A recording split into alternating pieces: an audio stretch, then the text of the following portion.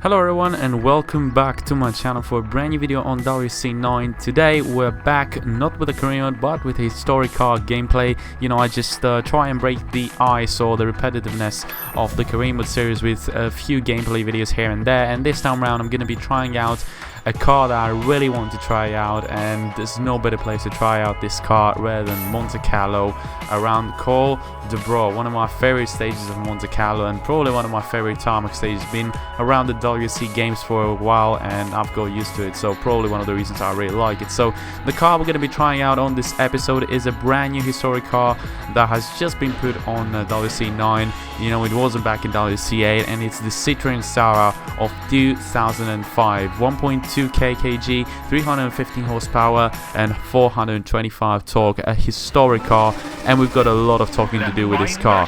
Where we go for the stage, and let's start rambling about this car. Obviously the car that gave Sebastien Loeb his chance to finally fight for a championship, and the car that gave Sebastien Loeb his first ever championship.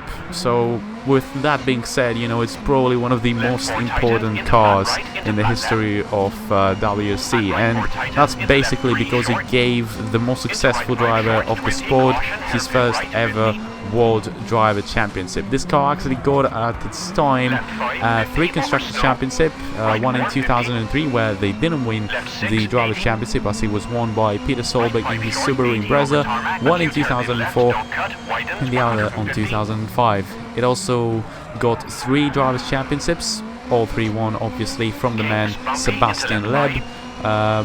In 2004, 2005 and 2006. In 2006 they couldn't win the Constructors Championship because actually Ford with Marcus Grönholm and Nick Hevenen made it and won the Constructors Championship. So, you know, back in the day Sebastien Loeb used to win the championships and Ford was always trying to catch him up, always losing the championship for a point or so. It was such great days actually for the sport. And let's talk about this stage a little bit. You know, everybody remembers the stage, a fairly long stage, 7-point-something kilometer stage, and it's also a stage that was also part of the esports championship if I'm not mistaken. It was either this or the reverse stage, I'm not really sure, but really like this stage. I really like how the snow feels this time round on this game, because last time round on when you had the asphalt tires and you went over snow on WRC 8, it just never felt the same. It felt very slippery, you had to be very cautious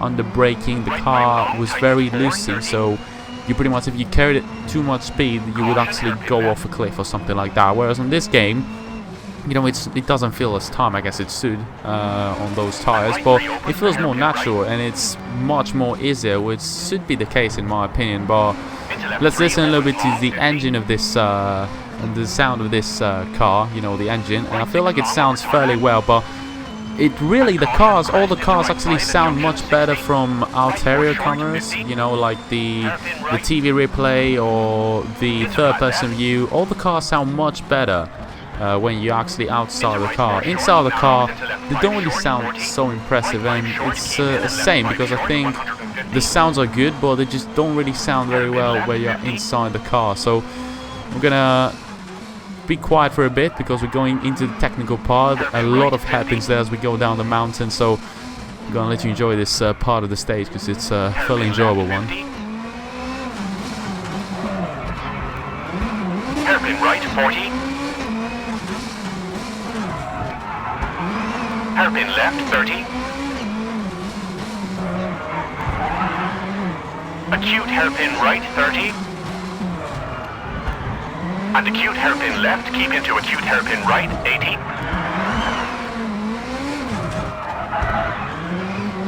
Left 4 30. Hard brake for acute hairpin left into right 2, opened. For acute hairpin right and left 350. And this is probably the last hairpin, this right one. And as you can see there, I want to show you, actually put dynamic weather on the stage. I tried to do something a little bit different and decided to put a little bit of a snowstorm right at the end of this stage as we are entering now the final sector, as we have an 8.7 second gap, probably for my best time around here. I don't think this would be my gap from second position or something like that. And right 6, But tightens overall, the car feels very nice, and it's something that I already knew that it would happen, because I feel like they took care of the new historic cars. It's nothing like the WRC8 historic cars, and I'm actually quite happy to see that they actually put more care. They cared about the historic cars this time around. They didn't just throw them in and be like, okay, you got your historic cars, now play it with the WRC ones. You know, I'm actually intrigued to try out these cars again. Like, I've driven the Corolla plenty of times because I really like the Corolla, and you know, I might actually give this a shot again because it drives fairly well, probably better than the Quattro.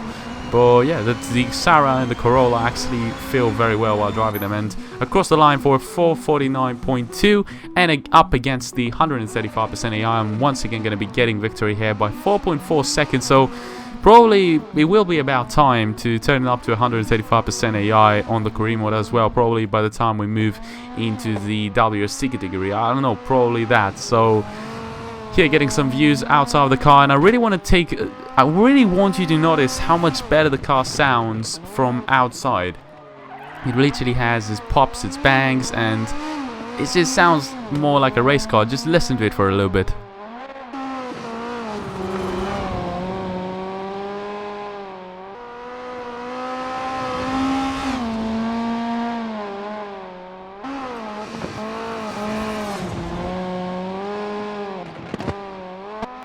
So yeah, it has a better sound, and I don't know how you're capable of doing this in terms of programming. Like, it's fairly weird how you can have so much different sounds from outside of the car and inside of the car. So it is something I really wanted to be fixed on WRC10, if we have WRC10 obviously next year. But so far I've been really enjoying the game. This stage is actually amazing, and the car drives actually very well. And I also tried to put a little bit of the dynamic weather. I haven't showed you this on WRC9 yet, and decided it was about time to show you how much it really affects your driving when the rain comes down throughout the stage. You know, you have to completely change your driving style. If you see rain, you have to be more cautious, easier on the brakes, and all those sort of things. And it's just a very nice addition to have into a game like this. You know, WRC 2.0 doesn't have dynamic weather, and I feel like it's a huge disadvantage if you ask me. Like, I think you have to get dynamic weather. It adds so much more immersion into the game, and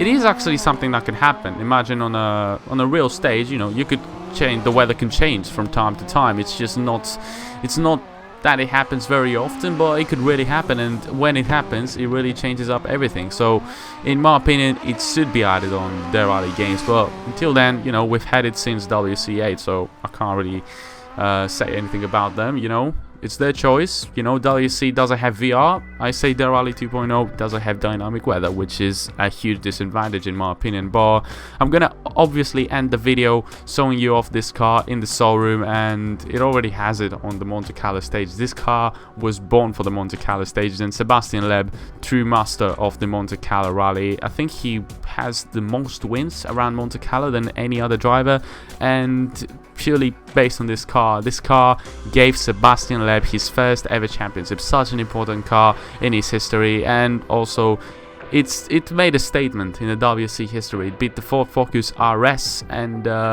it made it to the WRC world. Obviously it was only driven from 2001 to 2006, so it doesn't really have a lot of years in the championship. Or it stayed its mark on those years. The first 2 years, 2001, 2002, were a little bit harsh, but from 2003 and on, they actually had a very good car, a very good competitive car that could get drivers and constructors championships at any time. So that was it for today, guys. If you enjoyed, smash the like button, subscribe to my channel if you haven't already. Make sure you like this video if you enjoyed it, and when you subscribe, please ring that bell to turn notifications on to get notified for any new WRC9 videos. Follow me on Twitter, and if you want to have a discussion with me, my subs, my friends, or anyone related to this channel, join my Discord server. Until the next one, I'll catch you later. Goodbye.